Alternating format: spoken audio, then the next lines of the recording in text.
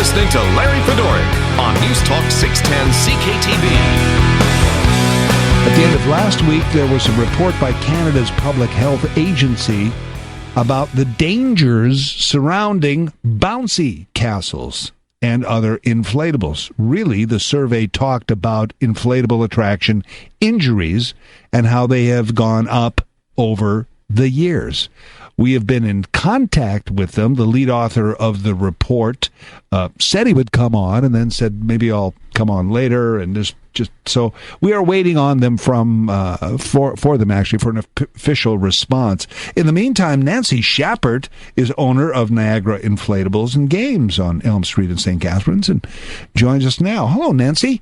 Hi, Larry. How are you? I'm good. How are you? Great, thank you. I was out at the Penn Center there on Friday, and I noticed one of those, I guess, bouncy castle, whatever you want to call it.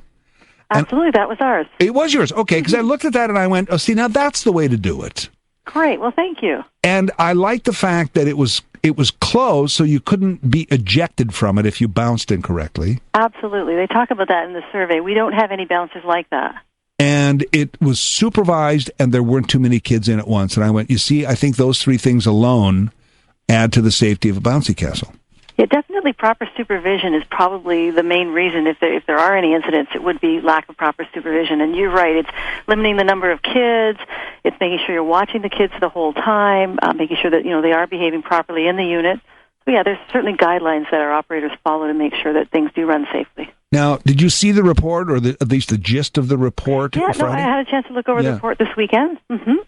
And what do you think the rate of injuries climbing since 2000? Is it because of the popularity of the attraction, or what? Well, there's probably a few things. I mean, more reporting being done. I would say that that certainly would be part of it. But I think one thing that's very interesting about it is that I was breaking down the numbers, and in all of Canada over this 10-year period, it broke down to about 17 injuries per year in all of Canada. 5 of those were broken bones. So in all of Canada, there were 5 broken bones reported per year. So if you think about that, that's very minimal compared to some other high-risk activities like skiing as an example. I mean, I remember our school busload coming home, and there were 3 broken bones just on one bus of a ski trip. We are regulated by the Technical Standard Safety Authority in Ontario, so I think we have minimal injuries in Ontario because we are so heavily regulated. And what the TSSA does is they ensure that all companies like ours that are renting out these type of units meet their safety requirements. So they actually have stats as well about the number of incidents, and I was kind of surprised that this report didn't get any of those stats from TSSA, because that's exactly what they do, is they regulate amusement industries, water parks, those kind of things, go-karts. And they actually, in 2012, last year, there were only 2 injuries in all of Ontario, and they were considered minor injuries, so it could have been something as a concussion or a bleeding nose or something like that. So I think perhaps, there certainly we want to minimize any injuries, but I think that maybe it's a bit overblown, because there are reports coming out of the States and Ireland where they're not so heavily regulated, and I think that a lot of times stats that are being used are from places where we're not so heavily regulated. Overblown, huh? I got that. I caught that one. Yeah, right. I think, there you go. Good. Yeah. No, but I understand, because you anticipated my question about you being regulated, which I'm glad to see, because at least in Ontario as a parent then, if I'm going to, if I pass by the Penn Center and I see an inflatable castle there or I can be rest assured that it's a company that's regulated. If they have hired a company that is regulated, okay. I think there is more access to these type of units now, and unfortunately there are people that are just doing it on a weekend, maybe out of their trunk of their minivan, and they may not meet those government safety requirements. So, it is important that you ask those questions. Do you meet the government safety standards? Are you insured with $5 million of liability insurance? So, how are do you have operators, and how are they trained? Is that, excuse me, Nancy, is that part of the regulation? Because they said in London, Ontario, that municipality said you have to have $5 million. Is that a rule in Ontario, or do you have it here in St. Catharines? We do carry $5 million of liability insurance. The TSSA mandates that you carry $2 million, but we've chosen to go to the $5 million of liability. Well, if you're going to do we do work with London as well, and so we have met all of their requirements as well. I see. Okay. Now, you do the so-called bouncy castles or inflatable bouncers. You also do a lot of other things, slides, bungee runs, slips and slides. all these kinds of things. I mean, you're dealing with children. You have to be careful. Absolutely. We take it very seriously. We've been doing this for 13 years, hundreds of thousands of events, and we have a 100% safety record.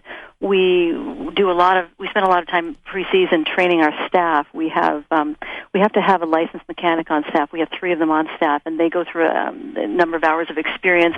We go through a testing procedure with the TSSA, and then once you're licensed, then you're allowed to train the other staff that we bring on every year. So we hire college and university students. We have classroom training. They go through a testing procedure, and then we have on-site training.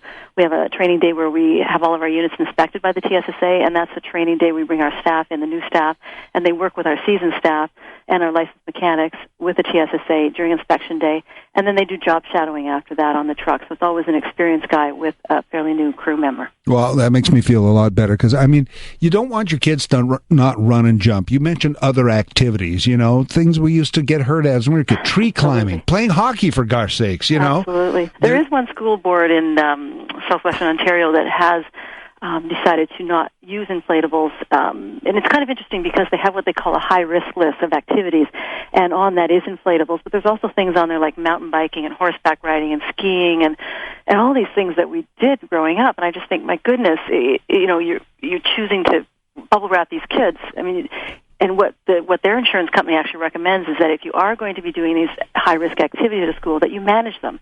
And you manage them by hiring a company that meets the TSSA requirements, has the proper insurance, and also they're suggesting that you hire operators from the company so that they are trained to supervise the children properly. So in my mind, these kind of studies are important, but it's about doing the right things and hiring companies that do it safely. We can still do these things, but we can do them, have fun, and do it safely. I would agree. And Nancy, I thank you for this because I thought everybody knows that, when you go to a hockey team, that there's equipment that you wear and that coaches get training and, sports activities, what have you. And I think a lot of times we look at the inflatables and go, like you said, whose trunk did that come out of? Is that a reputable company or not? But if we ask the right questions and understand that there are reputable companies out there, then we can be confident as parents, or more confident that our kids can go out there, have some fun. Yeah, absolutely. That's very true, Larry. We still need to have fun. Well, thanks for chiming in on this. I appreciate it, Nancy. Thank you, Larry. Have a good day. Nancy Schappert is owner of Niagara Inflatables and Games. Their number in St. Catharines is 905-646-JUMP. I thought it was cute, and I don't mind giving it out because Nancy was kind enough to come on with us for a while and share that. But, yeah, I guess once in a while there is somebody who's just, and you see pictures of some of these bouncy castles that just look like injury waiting to happen. And then others you see where they look safe and fun and all that, and they are supervised. And, some of the injuries, about 17%, were 31% came from being ejected, 17% child impact with another child. So that means supervision, safety, not too many children, all of that. So if it's somebody like Niagara Inflatables and Games, it's much, much better. You can still read the gist of the report at 610ckTB.com on my blog, The Bouncy Castle Danger. Reasons